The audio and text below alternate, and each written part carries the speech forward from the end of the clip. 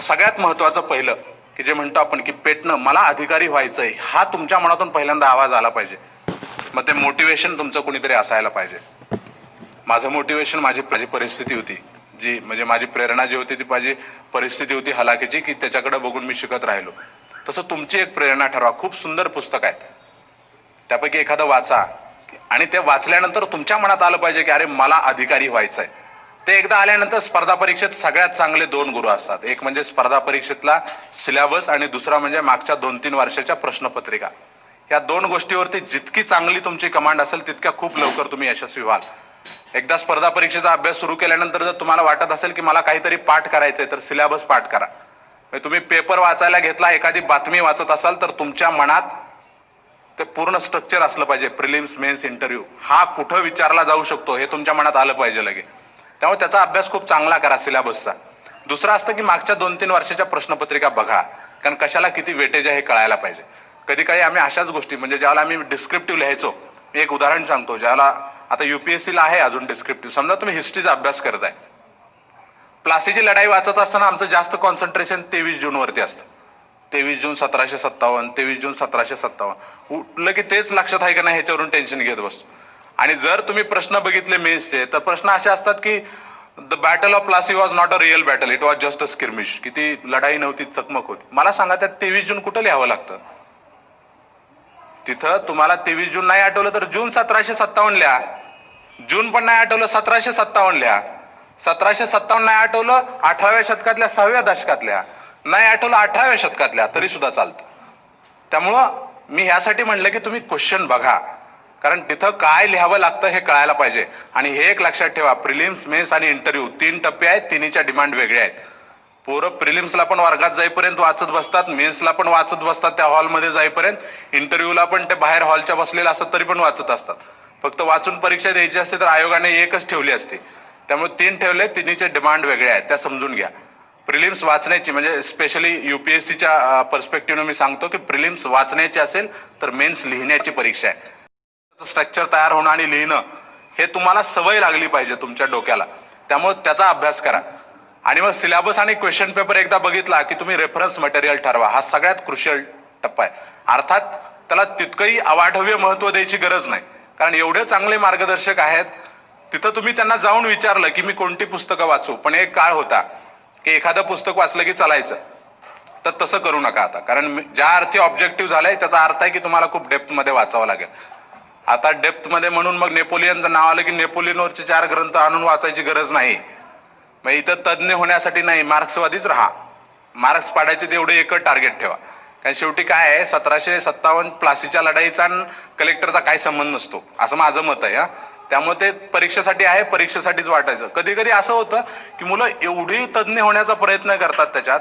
आता एखादा तुम्ही क्वेश्चन पेपरचं अनालिसिस केलं, सिलेबसचं अनालिसिस केल्यावर जर तुम्हाला कळालं की या घटकावरती जास्तीत जास्त 5 मार्कालाच प्रश्न येऊ शकतो, तर त्यात किती डेप्थ मध्ये जाणार कारण नसताना? तुम्ही 10 ओळी माहित असले तर सफिशियंट झालं तुम्हाला. त्यामुळे ते अगोदर बघा कशाला किती वेटेज. आणि दुसरं सगळ्यात महत्वाचं की तुमचं टार्गेट ठरवा की मला किती मार्क्स आणायचे. ते कुठून आणायचे हा तुमचा प्रश्न आहे. म्हणजे एखाद्याला ऑप्शनल मधून खूप येतील, एखाद्याला जीएसच्या एखाद्या पेपरवरती कमांड असेल. त्यामुळे स्वतःच एक वेगळे स्ट्रॅटेजी ठेवा की मला एवढे मार्क्स पडायचे. युपीएससी प्रिलिम्स असेल तर मी सीसॅट मधून किती आणेन आणि जीएस मधून किती आणेन. काही जणांचं सीसॅट खूप चांगलं असतं, काही जणांना जीएस. त्यामुळे उगीच 100% अभ्यास करायच्या नादी लागू नका. आणि मेन्सचा तर ज्यावेळेला कराल तुम्ही युपीएससीचा अभ्यास, मी तर तुम्हाला सांगेन आमच्या वेळेस जास्त डिस्क्रिप्टिव्ह खूप मोठे प्रश्न असायचे 60 मार्करचे. आता खूप छोटे झालेत प्रश्न, म्हणजे आय थिंक 15-20 मार्काचे क्वेश्चन येतात.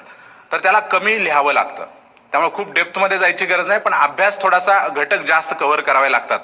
पण याचाही लक्षात घ्या, अभ्यास करताना कधी 100% अभ्यास प्रत्येक वर्षी करायचा नाही, अजिबात करायचं नाही. होत पण नसतो. 10 वर्ष अभ्यास केलेल्या मुलाला पण विचारा, तो कधी म्हणणार नाही माझं जीएस सगळं झालंय. होत नाही. त्यातलं 60-70%च करायचं असतं. ते कोणतं करायचं ह्याच्यासाठी वेळ द्या.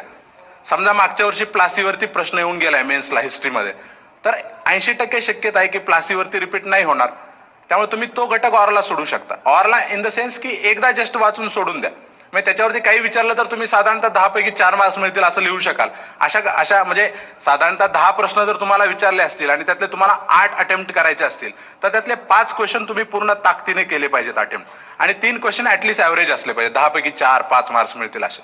तर तो जो 50, मी म्हणतो 8 पैकी 5, तर तो साधारणतः एक 50% सिलेबस असतो तुमच्या ह्याच्यातला. जर तुम्ही बघितलं की कोणत्या घटकाला किती वेटेज आहे, तर त्याच्यावरून तुम्हाला ठरवता येतं, ते ठरवा. आणि तुम्हाला किती मार्क्स आणायचे हा एक क्रायटेरिया आहे, त्याच्यावरून तुम्ही डिस्ट्रीब्युशन करा की मला किती वेळ द्यायचा आहे कोणत्या गोष्टीसाठी. आणि मग एकदा का अभ्यासाला सुरुवात केली, समजा मेन्सचा अभ्यास करताय, सिलेबस संदर्भ ग्रंथ वगैरे तुम्ही निवडले, त्याच्यानंतर स्वतःच्या नोट्स काढायची सवय लावा. कारण कधी स्टार्टला वेळ जातो पण रिव्हिजनला सोपं पडतं, त्यामुळे तुम्ही त्याची सवय लावून घ्या, त्याचं रिव्हिजन करा. कारण हल्ली जे आपण बघतो प्रश्न, की समजा प्रिलिमचे पण प्रश्न असेल तर स्टेटमेंट देत आहेत ते लोक. म्हणजे समजा प्लासीच्या लढाईबद्दल खालील वाक्यांचा विचार करा, 4 वाक्य देतील, त्यातली बरोबर कोणती. तर रिव्हिजन नाही केलेला तोटा असा असतो की त्या 4 पैकी तुम्हाला 2 नाही तर 3 स्टेटमेंट आठवत असतात, एखादा आठवत नसतं. आणि त्यामुळे असं होतं की ते कन्फ्यूज होतो आपण, आणि थोडं खूप वेळा वाचलेलं पण असतं. त्यामुळे जर रिव्हिजन नसेल घ्यावी लागू शकते. त्यामुळे रिव्हिजनला महत्त्व द्या. आणि सगळ्यात महत्त्वाचं की परीक्षेच्या अगोदर ती क्वेश्चन पेपर सोडवा. 2, 4, 5 जेवढे शक्य होतील तेवढे सोडवा. कारण बऱ्याच वेळेला पेपरला गेल्यानंतर हॉलच्या बाहेर आले की कळतं माझं हे चुकलंय, कारण त्या वातावरणात सोडवायची सवय आपल्याला नसते. त्यामुळे त्याची एक सवय लावा. आणि टाइम मॅनेजमेंटचा भाग आहे. सीसॅटला अजून 1 तास दिला तर मला वाटतं अजून 20-30% मुलं पास होतील. तिथं वेळ पुरला नाही ही एकच समस्या असते. त्यामुळे तिथं वेळेत सोडवायची सवय लावा. आणि उतार्यासारखे प्रश्न असतील की तिथं काय, म्हणजे शेवटी त्यांना काय एक्सपेक्ट आहे हे कळायला पाहिजे. तुम्ही तयारी करताना एक उतारा घेता आणि सोडवत बसता, आणि पुन्हा दुसरा उतारा घेता सोडवत बसता. असं नका करू. एका वेळेला 4-4, 5-5 उतारे सोडवा. कारण तिथं स्किल हे आहे की तुम्ही जर क्वेश्चन पेपर बघितला सीसॅटचा तर तुमच्या लक्षात येईल की पहिला उतारा सोडवत असताना आपण 100% त्याच्यात इन्व्हॉल्व्ह होतो, आणि 2-4 मिनिटांमध्ये ते सगळे प्रश्न सोडून झाले की ते डोक्यातून सगळं काढून टाकायचं असतं आणि दुसऱ्यात शिरायचं असतं. पुन्हा दुसऱ्याला 5-6 मिनिटं मॅक्झिमम दिली तर ते सगळं दोन्ही उतारे डोक्यातून काढायचे आणि तिसऱ्या उतारात शिरायचं. हे खरं स्किल आहे. कारण 3-4 उतारे वाचले की असं वाटतं की नापास झालं तरी चालेल पण मी आता उतारा वाचणार नाही, एवढं जाम होऊन बसतं. त्यामुळे त्याची सवय तुम्हाला झाली पाहिजे. त्यामुळे उतारे सोडवत असताना एकावेळी 4-5 घेऊन ते सोडवायची प्रॅक्टिस करा. आणि मुलाखत आहे, मुलाखतीचं खूप काही टेन्शन घेऊ नका. कारण अर्थात कॅज्युअली घ्या असं मी म्हणत नाहीये, पण मुलाखत म्हणजे शेवटी पर्सनॅलिटी टेस्ट असते, 4-2 दिवसात डेव्हलप नाही होत. आणि मग जसं की तुमचं बायोडेटा असेल, तुमचं एज्युकेशन असेल, तुम्ही कुठं तर काम केलं असेल, करंट इव्हेंट असेल, शेवटी मुलाखत देताना तुम्ही घटनेच्या विरोधात तर बोलत नाही ना, महिला सबलीकरणाच्या किंवा म्हणजे खूप एक्स्ट्रीम तर तुमचा कुठला स्टँड नाहीये ना. कॉमन सेन्स जर असेल तर एक म्हणजे खूप काहीतरी ब्लंडर करू नका फक्त मुलाखतीला. आणि जे आहे ते मन मोकळेपणानं व्यक्त व्हा तिथं. कारण शेवटी बऱ्याच वेळेला असं होतं की मुलं पाठ करून जातात उत्तर, म्हणजे मला माहित नाही त्यात किती सत्यता आहे, पण आमच्या वेळेला असं एक उदाहरण सांगितलं जायचं की एका विद्यार्थ्यानं खूप चांगली उत्तरं दिली आणि त्याला खूप कमी मार्क्स आले. काही 1-2 वर्षांनी त्याला ते मुलाखत घेतलेले भेटले परत पॅनलवाले अध्यक्ष. त्याने विचारलं की सर माझा असा इंटरव्ह्यू खूप छान झाला होता, मी प्रत्येक प्रश्नाची खूप चांगली उत्तरं दिली होती, तरी मला कसं काही कमी मार्क्स आले. त्यांनी सांगितलं की आम्ही तुला प्रश्न विचारायचो त्यावेळेस आम्हाला कधीही असं वाटलं नाही की तू विचार करून उत्तर दिले. असं वाटायचं की आम्ही प्रश्न विचारला आणि तुझं उत्तर पाठ आहे आणि तू सांगायला सुरुवात केली. त्यामुळे तसं इतकं पण रट्टा मारू नका. त्यामुळे तिथं थोडंसं विचार करून किंवा त्यानं विचारल्यानंतर थोडंसं पॉज घेऊन बोलणं, म्हणजे त्याला विचारलेल्याला तुम्ही ऐकून घेता, ऍटलीस्ट एवढी तरी त्यातून दिसतं. अशा छोट्या छोट्या गोष्टी आहेत, पण प्रत्येक वेळी एका टप्प्यावरती फोकस करा. नाहीतर परीक्षेची तयारी सुरू केली की आम्ही अधिकारी झाल्यानंतर कुठली कामं करू याच्यावरती नका कॉन्सन्ट्रेशन करू. अगोदर प्रिलिम्सवर करा, प्रिलिम्स झाल्यानंतर मेन्सवरती करा. आणि देन शेवटी ग्रॅज्युएशनला असताना प्रिलिम्सचा तुम्ही डायरेक्ट सुरू करणार नाही, त्यावेळेला तुम्ही इंटरव्ह्यूच्या दृष्टीनं काही सुरू कराल आणि मेन्सचा काही सुरू कराल, मग पेपर वगैरे त्या गोष्टी तुम्हाला करंटला सिलेक्ट झालेली मुलं किंवा सरांना वगैरे विचारले तर सांगू शकतील. फक्त एक ॲटिट्यूड चांगला ठेवा. इथं कुठेही पैशावरती काही होत नाही, त्यामुळे एक विश्वास ठेवा. शेवटी विश्वास ठेवण्याची वृत्ती लागते. आणि अभ्यास करत असताना हार वगैरे होत असते, कधी कधी अपयश येतं, पण हरणं हा काही कलंक नसतो. कारण हरण्याचं धैर्य ज्याच्या अंगी असतं तोच लढण्याची हिंमत दाखवतो असं म्हणतात. तेव्हा अपयश आलं तरी हरकत नाही, पण एका दगडाला 2दा ठेचकाळू नका, त्याला मूर्खपणा म्हणतात. म्हणजे एक चूक रिपीट करू नका. माझं काय चुकलं याचं अनालिसिस करा आणि मग पुढे जा. शेवटी हिंदीमध्ये कोणीतरी म्हटलंय की हार एक घटना होती है लेकिन हार मानना दुर्घटना होती है. तेव्हा हार मानायला कधी तुम्ही शिकू नका. हरू द्या पण पुढे जायला शिका. शेवटी कालच्या जे मुलाखत घेतली होती श्रीकर परदेशी सरांची, त्यांच्या मुलाखतीमध्ये हा विषय निघाला होता की साधा 10 किलोमीटर ट्रान्सफर केली तरी ती मानसिकता नसते. तर तुम्ही ज्या सर्व्हिसमध्ये जायचं ही मानसिकता करून या की मला माझ्या देशासाठी काम करायचं. नागालँडमध्ये जरी टाकलं तरी मी तेवढ्याच ताकदीनं काम करेन.